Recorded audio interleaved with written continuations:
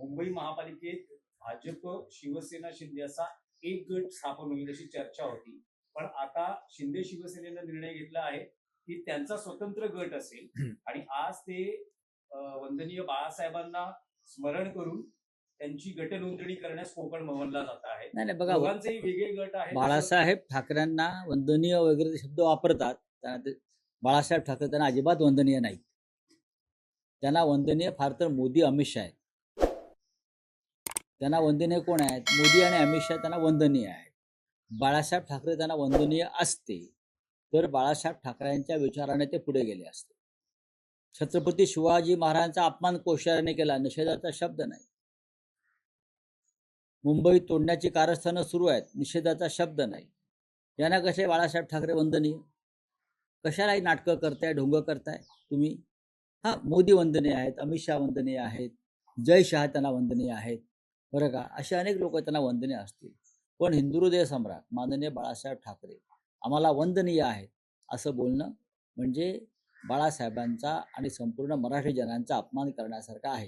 ही ढोंग, ही नाटकं लवकरच बंद पडतील. नाही, पण राऊत साहेब, पुढचे 2 दिवस आहेत अर्ज महापौर पदासाठी सादर करण्यासाठी. बरं, फेब्रुवारीच्या पहिल्या आठवड्यात मुंबईला मोठ्या कालावधीनंतर महापौर मिळतो आणि तो आता भाजपचा असेल हे आता जवळपास निश्चित आहे.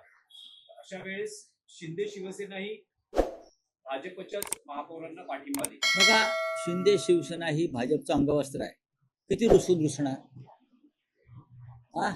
हा तर एखादी साडी चोळी पदरात पाडून घेईल, बाकी काय नाही ना घेणार. एखादी आवडीची साडी चोळी पदरात पाडून घेईल ही रुसकी बाई. याच्या पलीकडे काय करणार मला सांगा ना तुम्ही? यांच्या हातात आहे काय? त्यांना दिल्लीतून डोळे वटारले असते अमित शहा, त्यांचा पक्ष आहे तो. शिवसेना असते आमच्यासारखी तर आम्ही केला असतं ना. आम्ही लात मारली. आमच्यामध्ये लात मारण्याची हिंमत आहे ना, स्वाभिमानासाठी. मराठी माणसं आहोत आम्ही. पण अजूनही महापौर ठरलेला नाहीये. ठरेल ना, महापौर भाजपचाच होईल. की महापौर हा भारतीय जनता पक्षाचाच होईल.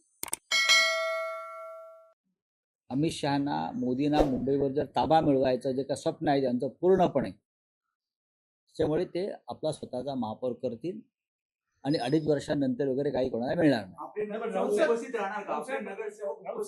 जितक्या गांभीर्यानं आपण महापालिका निवडणुका लढवल्या, आता या महापालिका संपल्यानंतर जिल्हा परिषद आहे. महायुतीचे नेते सगळीकडे त्यांच्या प्रचाराच्या सभांचा धडाका असणार. अशा वेळेस शिवसेना, उद्धव बाळासाहेब ठाकरे पक्ष गांभीर्यानं जिल्हा परिषद निवडणूक लढवणार आहे का? नेते प्रचारात दिसतील का? कारण नगरपालिका निवडणुका नेते लढत नाहीत. नंबर 1. गांभीर्य वगैरे हे सगळं ठीक आहे. निवडणुका कार्यकर्ते, पदाधिकारी स्थानिक पातळीवर लढत असतात.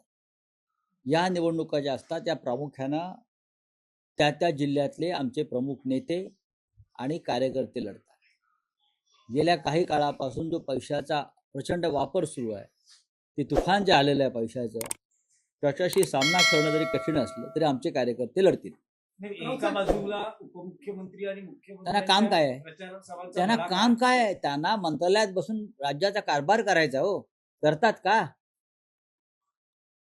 डेप्युटी सीएम किंवा चीफ मिनिस्टर, मुख्यमंत्री यांनी खरं म्हणजे मंत्रालयात बसून या राज्याचा कारभार करणं अपेक्षित आहे.